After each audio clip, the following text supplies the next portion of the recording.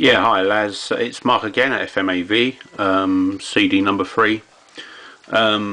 Basically this one here, I think this belongs to Brands. So yeah, basically what I've done here, it's very well worn on this one, and again it's had a hard life.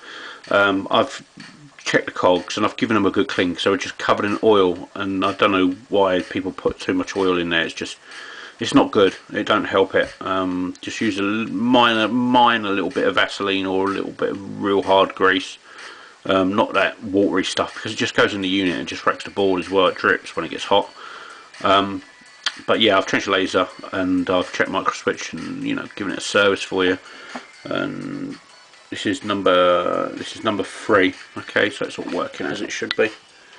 So that's number 3 for you. Thank you very much.